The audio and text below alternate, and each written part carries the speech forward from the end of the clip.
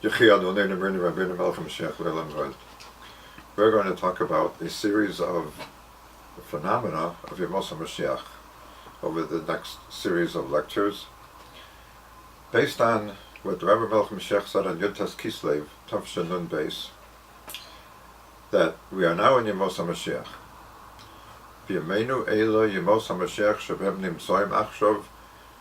These days, Yemos Mashiach that we're now in, V'tzrichim Rak Liftoach Es Ha'nayim. All we have to do is open our eyes. Then we see that the Gula Mitis Vashlema, the true and complete Gula, is already here, literally. So we have to do that. We have to talk about this.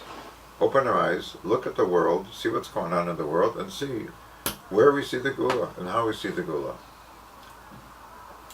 One of the most obvious things, which I would say you don't even have to open your eyes to see. It's blatantly in front of you. The only thing is you have to not close your eyes to ignore it. And that is the phenomenon called swords into plowshares. On Shabbos Parshas Mishpatim Tavshin Nun Beis, the Rebbe Melech Mashiach devoted a whole sikha to this, a whole farbrengen. Because the day before, Erev Shabbos, there was a major meeting in the United Nations, a meeting on the level that had never taken place before.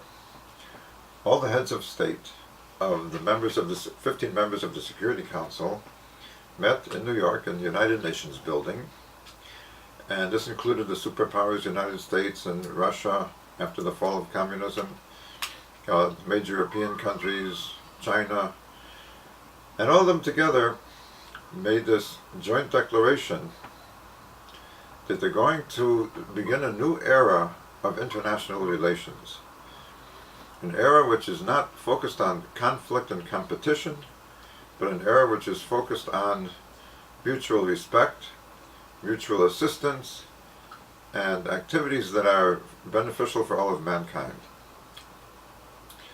All this, the Melech Mashiach said, is the beginning of the fulfillment of the prophecy of Yeshayahu Hanavi, in the second parak of Yeshayahu, where he says, "V'hoya b'achris hayomim," it's going to happen at the end of days, meaning in Yemos HaMashiach, and there's a few psukim describing what the world is going to be like, and near the end, Yeshayahu says about the nations of the world, all the nations of the world will focus on Moshiach, and v'chitzu charvosam le'itim v'chanisosem lemazmeros. They will beat their swords into plowshares and their spears into pruning hooks. In other words, they'll take all of their military equipment and transform it for peaceful uses, agricultural uses, but also more generally economic uses that benefit the sustenance of the world. The ability of mankind to sustain itself, to eat, to be healthy, and to prosper. That's v'chitzu chavosim le'itim. That's swords into plowshares. Now in the Sikha, the Rebbe Melech Mashiach explains that this is no coincidence, no accident that they met in the United Nations. Fact is, the United Nations, in its good days, when it was set up, it was based on this principle. It was supposed to be an institution to bring about such changes in the world. There is what's called the Isaiah Wall in the United Nations, where this pasuk in English is a major wall, kind of a curved wall, where this pasuk is written on, engraved in the wall. And they shall beat their swords into plowshares, and so on. Nation shall not lift up sword against nation, nor shall they learn any more war.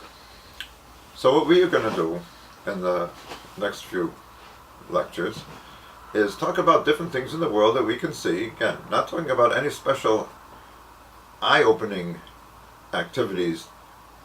You don't need a penetrating analytical look for this. All you got to do is read the right newspapers.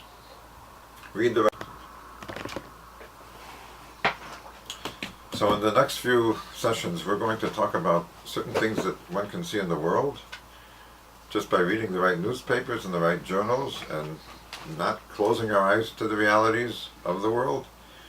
different things going on in the world where we can see the transformation of nations and transformation of technologies into peaceful uses.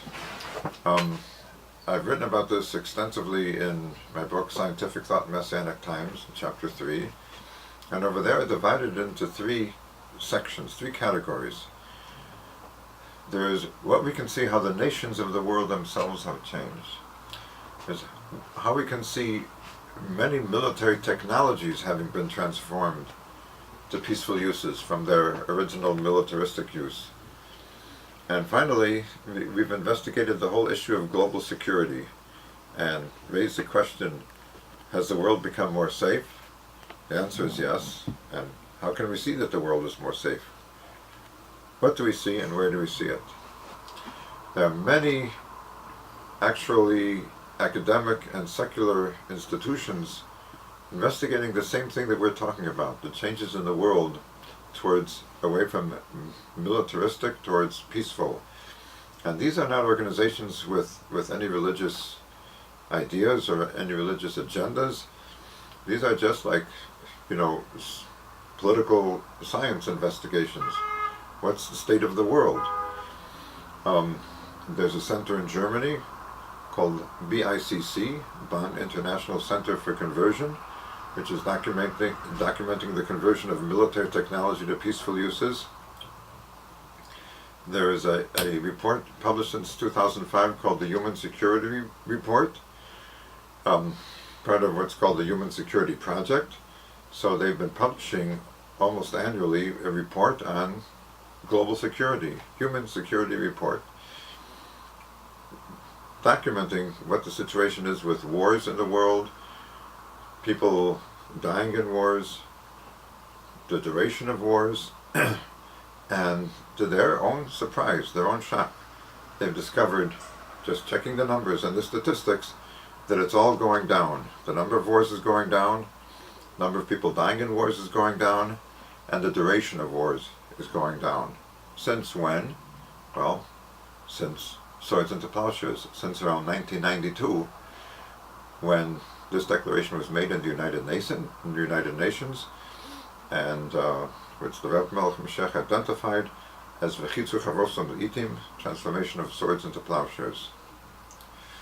I'll just mention one thing right now about the nations of the world, which occurred right after the meeting at the United Nations, right after the Rebbe Moshiach's announcement that this was swords into plowshares.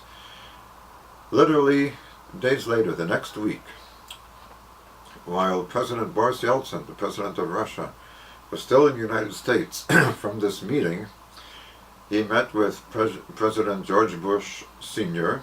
in Camp David, and they started to plan to establish a center in Moscow called ISTC, the International Science and Technology Center. The purpose of this center was, since Russia was now moving away from its militaristic, and Russia was the most militaristic country in the world for decades, since Russia was now going to move away from that and move towards peaceful and economic interests, what was going to happen with all these scientists? Tens of thousands of scientists and technicians who were working for military projects, working for the military, now they were going to be unemployed. It wasn't just a issue of finding jobs for people, for unemployed scientists. It was an issue of security, of global security, making sure that especially the high-level scientists, and they identified that there were 60,000 scientists, high-level scientists at risk for this, making sure that these scientists are not given lucrative offers from third world countries who are not yet on board with the swords and the plowshares. Some of them are still not on board,